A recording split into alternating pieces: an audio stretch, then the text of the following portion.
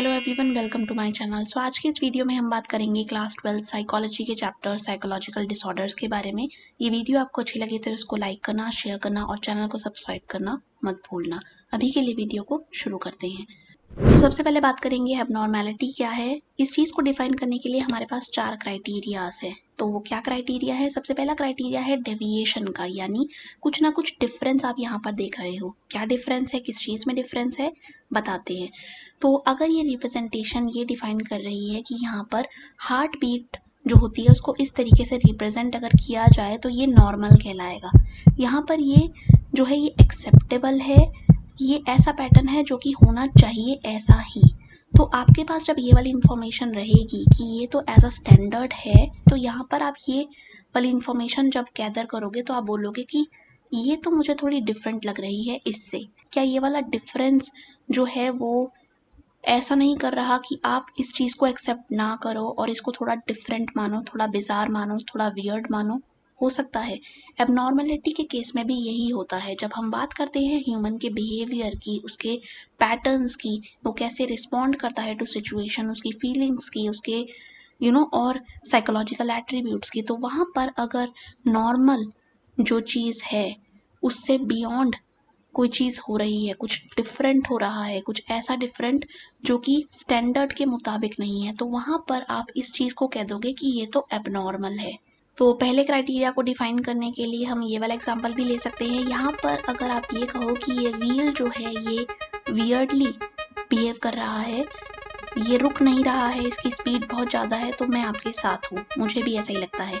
ये नॉर्मल इसीलिए नहीं दिख रहा क्योंकि आपके दिमाग में है एक स्टैंडर्ड ऑलरेडी स्टैब्लिश्ड जो कह रहा है कि इसको तो रुकना चाहिए, या इसकी स्पीड इतनी तेज क्यों है। तो यहाँ पर ये कोई भी फ्रूटफुल रिजल्ट हमें नहीं दे रहा क्योंकि ये बिहेव उस तरीके से नहीं कर रहा। ह्यूमन के बिहेवियर में भी यही चीज़ हम देखते हैं। तो अगर इस तरीके का पैटर्न चलता है पर्सन का, तो वो उसे लेकर जाता है डिस्ट्रेस की तरफ। तो ये डिस्ट्रेस कैसा है? जहाँ पर पर्सन अच्छा महसूस नहीं कर रहा अपने बारे में, दूसरों के बारे में, उसके इमोशंस जो हैं वो उतने अच्छे तरीके से वर्क नहीं कर रहे, उसको परेशानी हो रही है चीज़ों को एक्सेप्ट करने में, अपने आप को एक्सेप्ट करने में। तो यहाँ पर वो एक डिस्ट्रेस जो है ना, एक कंडीशन वो एक्सपीरियंस कर रहा है। ये स्ट्रेस का ही पार्ट होता है। जैसे एक होता है अच्छा स्ट्रेस, एक होता है बुरा स्ट्रेस। तो कोई भी प्रॉब्लम या इश्यू अगर पर्सन को हो रहा है क्योंकि उसका व्यवहार, उसका थॉट पैटर्न और उसके इमोशंस सही से वर्क नहीं कर रहे, तो वो इनफ होते हैं पर्सन को लेकर जाने में यहाँ तक। ठीक है, तो डिस्ट्रेस तक पर्सन पहुँच जाता है। तो डिस्ट्रेस के अलावा अगर पर्सन को अपनी लाइफ में और चीज़ें भी एक्सपीरियंस हो रही हैं, जैसे कि उसकी सोशल लाइफ अफेक्ट हो रही है, उसके एकेडमिक एरियाज इन्फ्लुएंस हैं बुरी तरह, उसके रिलेशनशिप्स नहीं चल रहे, क्यों? क्योंकि जो पैटर्न्स वो फॉलो कर रहा है, जो इमोशंस वो एक्सपीरियंस कर रहा है, वो उसे लेकर जा रहे हैं डिस्फंक्शन की तरफ। तो ऐसे में हम कहेंगे कि डिस्फंक्शन क्रिएट होना थर्ड क्राइटेरिया है। चौथा क्राइटेरिया जो हमारे पास आता है वो है डेंजर का। तो यहाँ पर पर्सन का वो वाला पैटर्न उसके लिए भी खतरनाक है और दूसरों के लिए भी। तो यहाँ पर कुल मिलाकर हमारे पास 4 क्राइटेरिया हो जाते हैं नॉर्मैलिटी को डिफाइन करने के। एक है डिफरेंस, जैसा कि हमने हार्ट बीट के एग्जाम्पल में देखा। देन पर्सन डिस्ट्रेस की तरफ जाता है, अच्छा महसूस नहीं करता, डिस्फंक्शन उसे एक्सपीरियंस होता है एरियाज में जो हो सकते हैं social, occupational, relationship related, and finally danger, अपने लिए भी और दूसरों के लिए भी। बात करते हैं ऐसे पर्सपेक्टिव की जो कि कहता है कि कल्चर का इन्फ्लुएंस होता है पर्सन के ऊपर। हम मानते हैं ये चीज़। कितनी सारी चीज़ें हैं जो हमें कल्चर बताता है कि आपको एक पर्टिकुलर तरीके से बिहेव करना है। और यहाँ पर जो सोशल नॉर्म्स, नॉर्म्स यानी ऐसे रूल्स जो पर्सन को फॉलो करने होते हैं जो कल्चर प्रोवाइड करता है। ठीक है, ये रूल्स हो सकते हैं बिहेवियर से रिलेटेड कि ऐसे बिहेवियर करो, वैसे नहीं। ये हो सकते हैं इमोशन से रिलेटेड कि एक तरीके के इमोशंस आपको दिखाने हैं, दूसरे नहीं। ये हो सकते हैं थॉट से रिलेटेड कि क्या चीज़ आपको नहीं सोचनी है और नहीं करनी है। ठीक है, सो यहाँ पर कल्चर बहुत ही ज़्यादा मेजर रोल निभाता है। लेकिन अगर पर्सन ऐसा बिहेवियर कर रहा है, ऐसे इमोशंस को एक्सप्रेस कर रहा है, ऐसे थॉट पैटर्न्स को रख रहा है जो कि दूर कर रहे हैं उसे उन सोशल नॉर्म से, उस अंडरस्टैंडिंग से जो कल्चर ने दी हुई है, तो ऐसे में इस बिहेवियर को, इस तरीके के पैटर्न को समझा जाएगा एबनॉर्मल। तो अगर आप एक कल्चर में रहते हो लेकिन सोशल नॉर्म्स के बियॉन्ड जाकर कुछ डिफरेंटली बिहेव कर रहे हो, ऐसे बिहेवियर जो कि सोशल नॉर्म से दूर जा रहे हैं, तो वहाँ पर उस डेविएशन को हम कहेंगे कि ये तो एबनॉर्मेलिटी की तरफ जाता हुआ डेविएशन है। जबकि अगर दूसरा पर्सपेक्टिव देखें तो वो कहता है कि वेलबींग को सेंटर में रखो, कोई भी चीज़ जो पर्सन की वेलबींग को खतरा पहुंचा रही है वो चीज़ है एबनॉर्मल। ये हो सकता है पर्सन के थॉट पैटर्न्स हो, उसका सोचने का तरीका, उसका बिहेव करने का तरीका, उसके इमोशंस। जब तक ये पर्सन के लिए खतरा है, उसकी ओवरऑल वेलबींग के लिए खतरा है, तो ऐसे में हम इस चीज़ को बोल सकते हैं ये एबनॉर्मल है और इस चीज़ को पर्सन को डील करना चाहिए, चाहे वो एक्सटर्नल हेल्प से हो या फिर वो मेडिसिन की हेल्प से। ठीक है, तो यहाँ पर इस तरीके के एबनॉर्मल बिहेवियर अगर पर्सन दिखाता है तो यहाँ पर स्टिग्मा के चांसेस बहुत ज़्यादा बढ़ जाते हैं कि समाज के द्वारा उन वाले बिहेवियर्स की वजह से पर्सन को एक अलग तरीके से देखा जाएगा, उसको देखा जाएगा बहुत ही नेगेटिवली कि ये तो क्रेजी हैं, ये तो अलग तरीके से व्यवहार करते हैं, ये तो समाज में उस तरीके से नहीं बिहेव कर रहे जैसे समाज निर्धारित करता है। तो यहाँ पर ये जो स्टिग्मा है ना, ये नेगेटिविटी को दिखाता है कि कैसे एक पर्टिकुलर पर्सन को या एक पर्टिकुलर ग्रुप को, क्योंकि वो सफ़र कर रहे हैं, आप नेगेटिवली देखते हो, आप उनको डिप्राइव रखते हो उस राइट से जो कि उनका है कि वो भी रिस्पेक्ट की डिमांड करते हैं।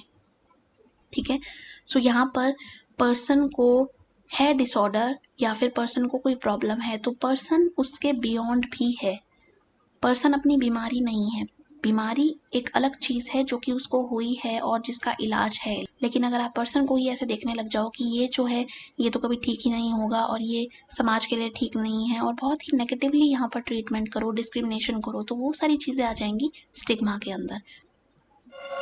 बात करें हिस्टोरिकल पर्सपेक्टिव की, तो जब शुरुआत हुई एबनॉर्मेलिटी को समझने की तो पर्सन जो थे वो इतनी अंडरस्टैंडिंग लिए हुए नहीं थे, साइंटिफिकली उतना ज़्यादा वो नहीं सोचते थे। वो कैसे सोचते थे कि पर्सन अगर वियर्डली बिहेव कर रहा है, डिफरेंटली बिहेव कर रहा है, कुछ ना कुछ डेविएशन है, तो वो क्यों है? क्योंकि उसके ऊपर साया है किस चीज़ का, भूत का, प्रेत का, शमन जो है वो होते थे वहाँ पर, वो निकालते थे इन भूत प्रेत को। उसके अलावा शैतान का साया वहाँ पर है, तो वो चीज़ जो थी वो दिखाती थी कि कैसे सुपरनैचुरल फोर्सेस को बहुत ज़्यादा वहाँ पर फुटेज मिली हुई है कि वो आ गए हैं, इसीलिए पर्सन ऐसा बिहेव कर रहा है। तो वो जाएंगे कैसे? जब हम करेंगे एक्सॉर्सिज्म या फिर प्रेयर्स या फिर ऐसा मैजिक जो इस चीज़ को काउंटर करता हो। तो अंडरस्टैंडिंग उतनी नहीं थी, ज़्यादातर जो प्रॉब्लम्स थी देखी जाती थी वो इसी तरीक़ों से देखी जाती थी कि कुछ ना कुछ रिलीजियस वहाँ पर इन्वॉल्वमेंट है।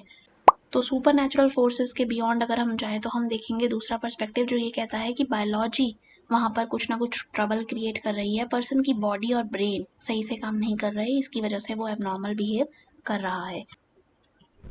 तीसरा पर्सपेक्टिव जो आया वो कहलाया साइकोलॉजिकल अप्रोच। यहाँ पर पर्सन की साइकोलॉजी पर फोकस किया गया, यानी पर्सन का दिमाग कैसे सोच रहा है, कैसे फील कर रहा है चीज़ों को, तो इमोशंस किस तरीके के हैं, कैसे मीनिंग दे रहा है अपनी रियलिटी को, चीज़ों को कैसे समझ रहा है और अपने वर्ल्ड को कैसे जान रहा है। उस चीज़ में अगर कोई ना कोई प्रॉब्लम है तो वो चीज़ कहलाई जाएगी एबनॉर्मेलिटी। हम एंशिएंट वेस्टर्न सिविलाइजेशन की बात करें तो एक अप्रोच जो हमें देखने को मिलती है वो कहलाती है ऑर्गेनिज्मिक अप्रोच।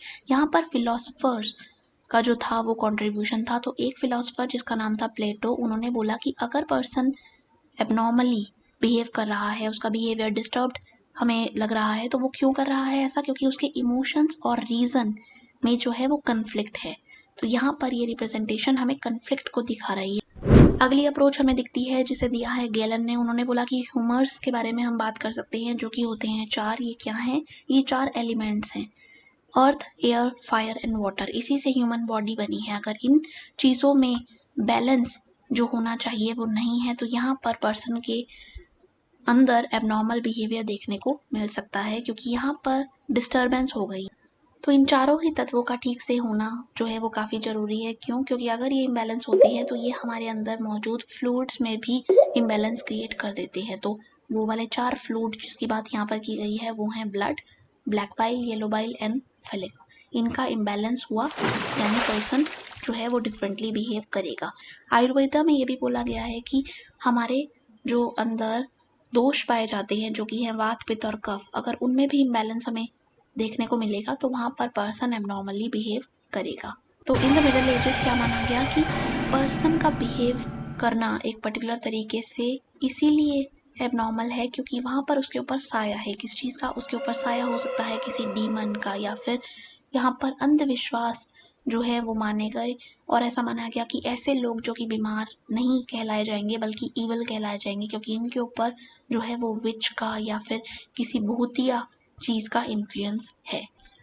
बात करें रेनेसेंस पीरियड की तो यहाँ पर बोला गया जॉन वियर के द्वारा कि पर्सन जो है अगर वो साइकोलॉजिकल डिसऑर्डर या फिर कोई भी ऐसी तकलीफ एक्सपीरियंस कर रहा है तो वो इसीलिए है क्योंकि उसके जो इंटरपर्सनल रिलेशनशिप हैं वो सही नहीं चल रहे।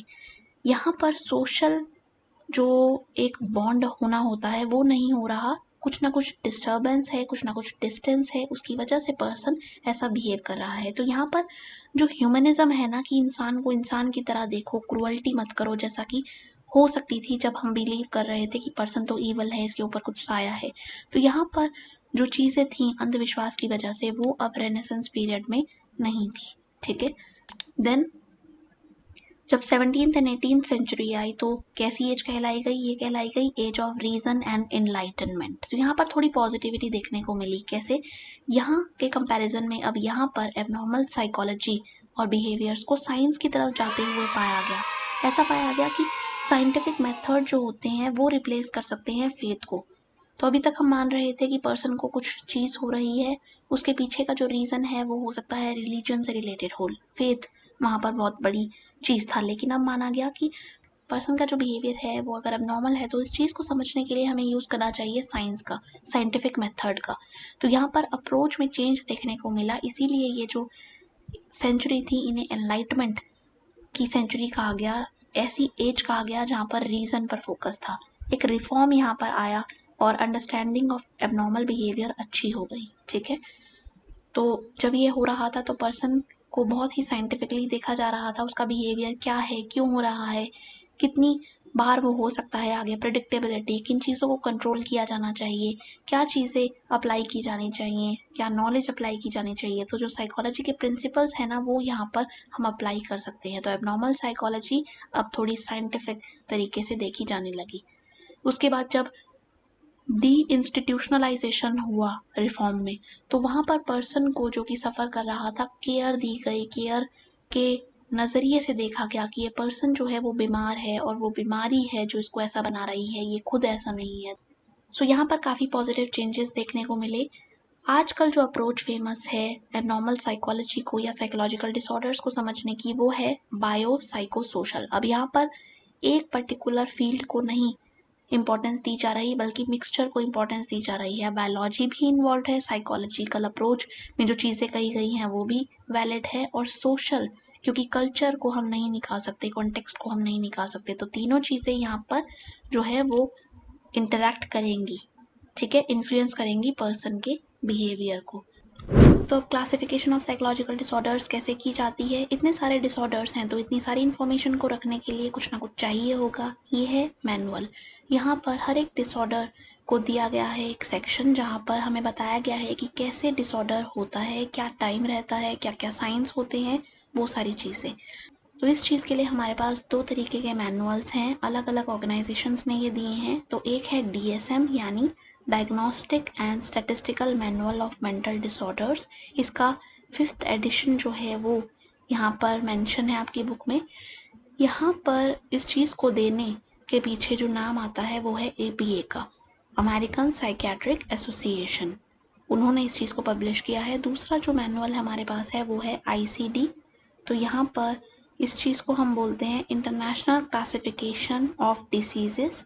तो ICD-10 जो है वो मेंशन है आपकी बुक में, और इसको देने के पीछे हाथ है WHO यानी वर्ल्ड हेल्थ ऑर्गेनाइजेशन।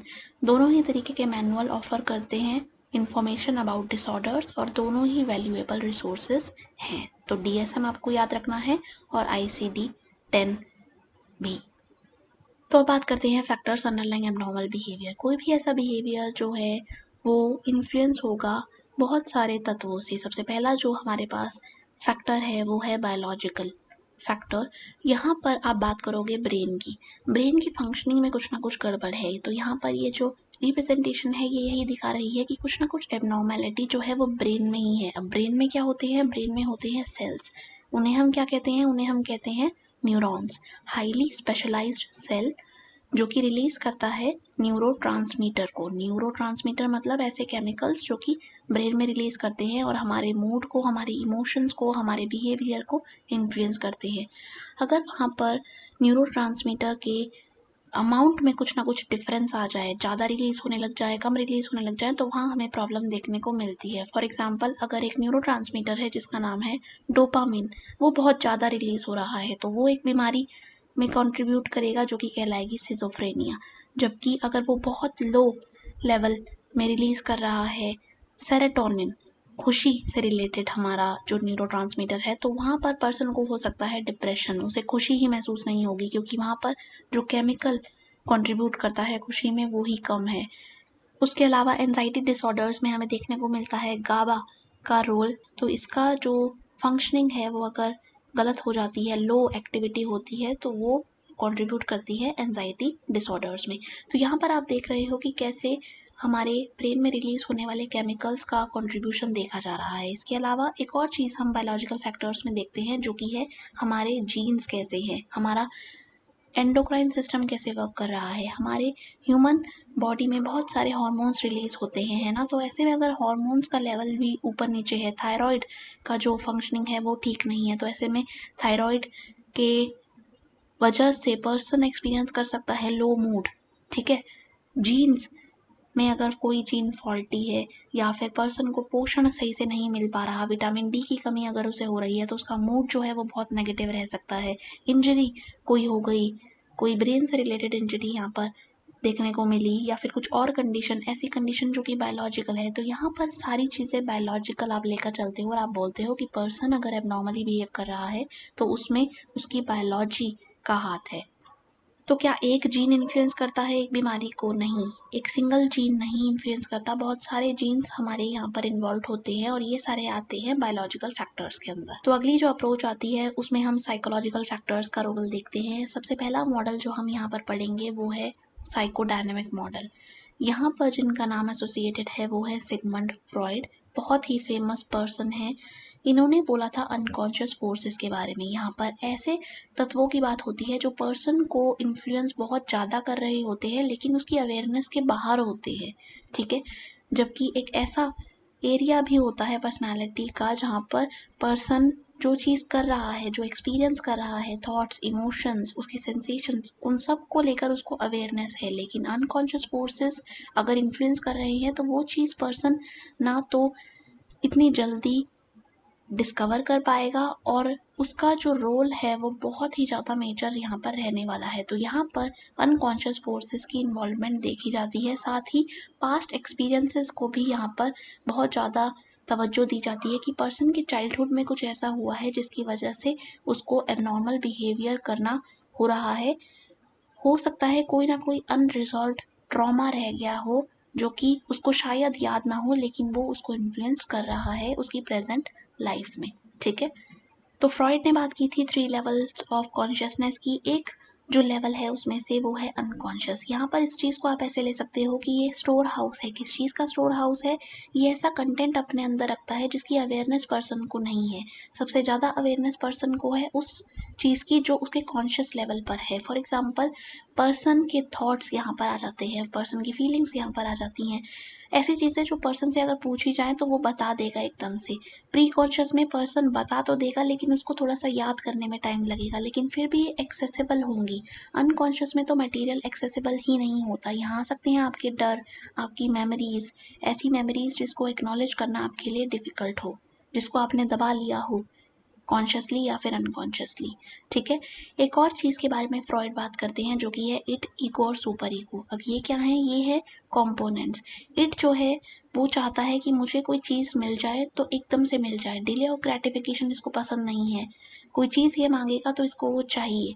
ठीक है, सो यहाँ पर ये प्लेजर पर फोकस करता है, जबकि जो सुपर ईगो है वो है मॉरल ब्रांच। ये बोलती है कि नहीं, आपको सही गलत का विचार करना चाहिए। ये हमारी कॉन्शियस से जुड़ी होती है, ये हमारी कंडीशनिंग से जुड़ी होती है कि आपको कोई चीज़ अगर चाहिए तो क्या वो चीज़ पाना और जिस तरीके से पाना ठीक समझा जाएगा या नहीं समझा जाएगा, जबकि यहाँ पर उस चीज़ का विचार नहीं होता। तो इन दोनों में चलता रहता है हाथापाई, कलेश। तो इन दोनों के कलेश को देख रहा होता है ईगो। तो यहाँ पर ईगो जो है वो रियलिटी पर बेस्ड होता है। ये बोलता है कि कोई चीज़ अगर आपको चाहिए तो आप जो है उसका मिडल पाथ देखो, कैसे आप उस चीज़ को ऑब्टेन कर सकते हो मोरालिटी की बाउंड्री में रहते हुए। तो यहाँ पर ईगो जो है वो काफ़ी ज़्यादा ग्राउंडेड है रियलिटी में। मोरालिटी की बात करता है सुपर ईगो, प्लेजर की बात करता है इड। और ये दोनों चीज़ों का जो कलेश है वो पर्सन के एबनॉर्मल बिहेवियर में कंट्रीब्यूट करता है। तो इड और सुपर ईगो यानी साइकिक लेवल पर यहाँ पर हमारा कन्फ्लिक्ट चल रहा है, जिसकी वजह से पर्सन जो है वो एबनॉर्मली बिहेव कर रहा है। चाइल्डहुड एक्सपीरियंसेस या फिर पास्ट एक्सपीरियंसेस का रोल यहाँ पर बहुत ज़्यादा देखा जाता है। बच्चे के चाइल्डहुड में किस तरीके के ट्रॉमास रहे हैं, क्या वो रिजॉल्व हुए हैं या नहीं, या वो अभी भी उसके साथ है, कैसी मेमोरीज उसके दिमाग में है, वो सारी चीज़ें कंट्रीब्यूट करेंगी उसके बिहेवियर में, जो कि है एबनॉर्मल। बात करते हैं अगले मॉडल की, जिसका फोकस है बिहेवियर। अब बिहेवियर से आपको याद आना चाहिए बिहेवियरल मॉडल। ये एक ऐसा मॉडल है जो कि ऑब्जर्वेबल बिहेवियर को एज अ बेस लेकर चलता है। इसके साथ नाम जुड़ा हुआ है वॉटसन का, पैवलॉव का, स्किनर का, है ना। यहाँ पर क्या बोला जाता है कि पर्सन के बिहेवियर्स होते हैं और वो बिहेवियर्स पॉजिटिव भी हो सकते हैं, बिल्कुल इसकी तरह चमकते हुए अच्छे से, और कुछ बिहेवियर्स ऐसे भी हो सकते हैं जो नेगेटिव हों, जो कि पर्सन को दुख दे रहे हों, जो कि मैल फंक्शनिंग हो, जो कि अच्छे ना हो उसके वेलबींग के लिए। और ये दोनों ही चीज़ें पर्सन ने सीखी हैं, तो लर्निंग वहाँ पर हुई है, ठीक है। बिहेवियर एक्वायर किए गए हैं इन्वायरमेंट से। तो ऐसे में आप अगर इन्वायरमेंट को चेंज कर दो तो पर्सन का बिहेवियर भी चेंज हो जाएगा। अगर पर्सन गलत तरीके से बिहेव कर रहा है, नॉर्मली बिहेव कर रहा है, तो आप इस चीज़ के लिए रिस्पॉन्सिबल ठहरा सकते हो उसकी लर्निंग को, और लर्निंग को ही आपको चेंज करना होगा। हम लर्न कैसे करते हैं? हम लर्न करते हैं थ्रू एसोसिएशन। तो यहाँ पर क्लासिकल कंडीशनिंग आप नहीं भूल सकते। क्लासिकल कंडीशनिंग जिसके साथ नाम एसोसिएटेड है इवान पैवलॉव का। इन्होंने एक्सपेरिमेंट किया था डॉग्स के ऊपर, याद है आपको? डॉग के आगे बेल बजाई जाती है तो कुछ नहीं होता शुरुआत में, लेकिन जब इस चीज़ को एसोसिएट कर दिया जाता है फूड के साथ, और बाद में जब खाली बेल बजाई जाती है तो डॉग जो है वो सलाइवेट करता है। यहाँ पर ये एसोसिएशन करना सीख जाता है, दो इवेंट के बीच में एक तरीके का जो लिंक है ये बना लेता है, और उसकी वजह से ये ऐसा बिहेवियर करता है। तो पर्सन भी इस तरीके से बिहेव करते हैं जहाँ पर वो दो चीज़ों को एसोसिएट कर लेते हैं और उसकी वजह से एक पर्टिकुलर रिस्पॉन्स वो देते हैं। उसके अलावा ऑपरेंट कंडीशनिंग, जिसमें आप देखते हो कि स्किनर का जो ये वाला बॉक्स है, जिसमें रैट अगर लीवर दबाता है और सीख जाता है कि मैं ये दबाऊंगा तो मुझे फूड मिलेगा, तो ये चीज़ रीइंफोर्स हो रही होती है, इसीलिए वो ये कर रहा होता है। तो पर्सन का कोई ना कोई नेगेटिव बिहेवियर जो है वो रीइंफोर्स होता जा रहा है, उसकी स्ट्रेंथ जो है वो बढ़ती जा रही है। तो आप जो है उस स्ट्रेंथ को अगर रिड्यूस नहीं करोगे तो वो रीइंफोर्समेंट जो है उस बिहेवियर को जो कि नेगेटिव है बढ़ाता रहेगा। इसके अलावा हम रोल देख सकते हैं सोशल लर्निंग का। इसमें एल्बर्ट बेंड्यूरा की लर्निंग थ्योरी जो है वो आ सकती है, जिसमें आप ये बोलते हो कि पर्सन जो है वो बिहेवियर सीखा है दूसरों को देखकर। तो अगर दूसरे गलत तरीके से बिहेव कर रहे थे तो पर्सन ने वो चीज़ ले ली, क्योंकि वो ऑब्जर्व कर रहा था अपने इन्वायरमेंट को और इन्वायरमेंट में होने वाली चीज़ों को। अब जो अगला हमारे पास मॉडल आता है वो है कॉग्निटिव। तो यहाँ पर कॉग्निशन जो है वो इन्वॉल्व है, यानी दिमाग सोच कैसे रहा है पर्सन का। पर्सन अगर एबनॉर्मली सोच रहा है या फिर बिहेव कर रहा है तो वहाँ पर उसका थॉट प्रोसेस गड़बड़ा रहा है। तो यहाँ पर जो एजम्पशंस वो बना रहा है, जो एटीट्यूड वो रख रहा है टूवर्ड्स थिंग, फॉर एग्जांपल अगर किसी पर्सन का डिप्रेशन वाला फेज चल रहा है तो ऐसे में उसका एटीट्यूड, उसके एजम्पशन जो है वो दुनिया को लेकर, अपने आप को लेकर, अपने आसपास वालों के लिए बहुत नेगेटिव हो जाएंगे। वो गलत सोचेगा, ब्लेमिंग टोन वहाँ पर रह सकती है, काफ़ी सारा गुस्सा को वहाँ देखने को मिल सकता है। तो वहाँ पर पर्सन के एटीट्यूड में चेंज लाना होगा। और पर्सन ऐसा क्यों कर रहा है? क्योंकि यहाँ पर उसके सोचने के तरीकों पर प्रभाव डाला है डिप्रेशन ने। उसकी बायोलॉजी थी जो भी थी, जिसकी बात हमने की बायोलॉजिकल फैक्टर्स में, साइकोलॉजिकल लेवल पर, कॉग्निटिव लेवल पर भी उसके सोचने के तरीके में चेंजेस देखने को मिले हैं जो कि हैं नेगेटिव। तो यहाँ पर इनएक्यूरेट या फिर इरेशनल अगर होंगे पर्सन के एजम्पशंस और एटीट्यूड, तो ऐसे में वो एबनॉर्मली बिहेव करेगा। तो सोचने के तरीकों में अगर डिस्टर्बेंस हो रही है तो उसमें हम कॉग्निटिव डिस्टॉर्शंस को जिम्मेदार ठहरा सकते हैं। ये ऐसे एरर होते हैं जो माइंड कमिट करता है। ये जो है इसके एग्जांपल्स हैं। आपको इतनी सारी चीज़ें याद करने की ज़रूरत नहीं है, ये बस एक एग्जांपल है कि कैसे माइंड जो है वो एरर को कमिट करता है और पर्सन जो सोचता है वो उसके बिहेवियर को इन्फ्लुएंस कर रहे होते हैं।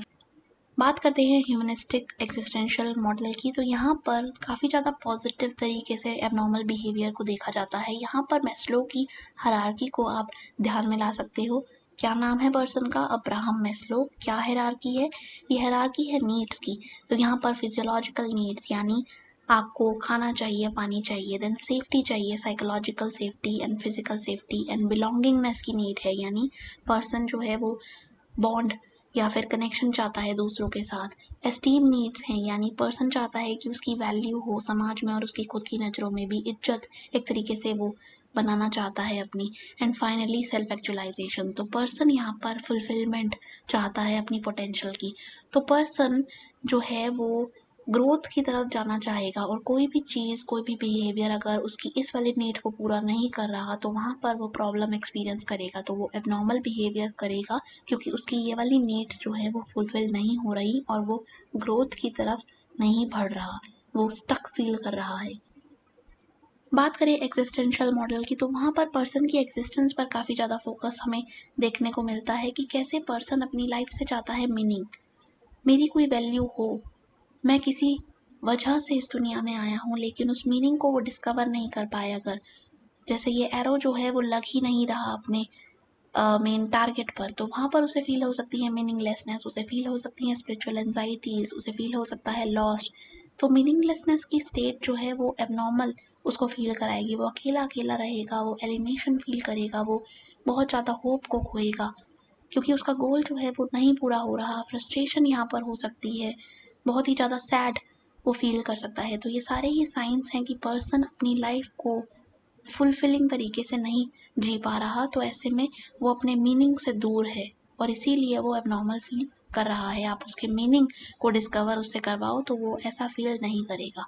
बात करते हैं सोशो कल्चरल फैक्टर्स की, कुछ ऐसे फैक्टर्स जो हमें हमारे समाज में होते हुए दिखते हैं और उसकी वजह से पर्सन का बिहेवियर जो है वो एक पर्टिकुलर तरीके का हो सकता है। अगर आप एक ऐसे जोन में रहते हो जहाँ पर वॉर और वायलेंस है, तो वहाँ पर बहुत ज़्यादा चांसेस है कि आप जो है वो कोई ना कोई साइकोलॉजिकल प्रॉब्लम एक्सपीरियंस करोगे, क्योंकि इस वाले तत्वों के प्रेजेंस ने आपको ऐसा बना दिया है। वायलेंस तो अपने आप में ही नेगेटिव है, उसके बाद प्रेजुडिस, अगर नेगेटिवली आपके ग्रुप को टारगेट किया जा रहा है तो वहाँ पर आप बढ़ नहीं पाओगे, उभर नहीं पाओगे उन चीज़ों से, बहुत नेगेटिवली आप इन्फ्लुएंस होगे। डिस्क्रिमिनेशन हो रहा है, भेदभाव आप सहन कर रहे हो, जेंडर के बेस पर, कास्ट के बेस पर, क्लास के बेस पर, किसी भी तरीके का ये हो सकता है। इकोनॉमिक प्रॉब्लम है, गरीबी आप देख रहे हो, एम्प्लॉयमेंट आपको नहीं मिल पा रही है, स्ट्रेस बहुत ज़्यादा है, रिसोर्सेज की कमी है। तो ये सारे फैक्टर्स जो है वो सोशल लेवल के हैं। कल्चरल नॉर्म्स जो है वो आप नहीं फॉलो कर पा रहे, क्योंकि आपको जो कल्चर दे रहा है वो चीज़ आप उन सिचुएशन में रहते हुए हैंडल नहीं कर पा रहे हो। तो ये सारी चीज़ें आ जाएंगी सोशल कल्चरल फैक्टर के लिए, जहाँ पर पर्सन जो है वो सोसाइटल कंडीशन को, नेटवर्क्स को, लेबल्स को, रोल्स को बहुत ज़्यादा ज़रूरी मानेगा, और ऐसे में अगर वो इन चीज़ों से दूर हो जाएगा तो वो एबनॉर्मल जो है वो फील करेगा। बात करते हैं लास्ट मॉडल की, तो ये मॉडल कहलाता है डायथेसिस स्ट्रेस मॉडल। तो यहाँ पर दो चीज़ें हो रही हैं, स्ट्रेस और डायथेसिस। मतलब डायथेसिस यानी आपकी प्री डिस्पोजिशन, पर्सन जो है पैदा हुआ है कुछ ना कुछ जीन्स के साथ, कुछ ना कुछ बायोलॉजिकल डेफिशिएंसी के साथ, जो अगर स्ट्रेस के साथ कंबाइन हो गई तो वो बना देगी एबनॉर्मल बिहेवियर। तो यहाँ पर दोनों चीज़ें अगर पर्सन एक्सपीरियंस करता है, उसके अंदर पहले से ही वो तत्व मौजूद हैं जो कि बीमारी में कंट्रीब्यूट करेंगे, और उसके ऊपर से उसके पास आ गया स्ट्रेस घूमता हुआ, लहराता हुआ, तो ये चीज़ मिलकर एबनॉर्मेलिटी या डिसऑर्डर को जो है वो प्रोड्यूस कर देगी। तो पर्सन जो है वो रिस्क पर रहेगा, उसके अंदर पहले से ही प्रेजेंस है कंपोनेंट्स की, फैक्टर्स की, और अब तो स्ट्रेस ने आकर हालात और बिगाड़ दिए हैं। तो यहाँ पर हमारे पास काफ़ी सारी चीज़ें, काफ़ी सारे डिसऑर्डर्स यानी एंजाइटी, डिप्रेशन, सिजोफ्रेनिया जो है वो देखने को मिलेंगे। थैंक यू सो मच मेरे साथ यहाँ जुड़ने के लिए। आई होप आपको ये लेक्चर अच्छा लगा हो। आपको और चैप्टर्स के अगर लेक्चर चाहिए तो वो आप मुझे कमेंट करके बता सकते हो। आपने चैनल को सब्सक्राइब नहीं किया है तो वो कर लो, और मिलते हैं अगले लेक्चर में। Thank you and bye.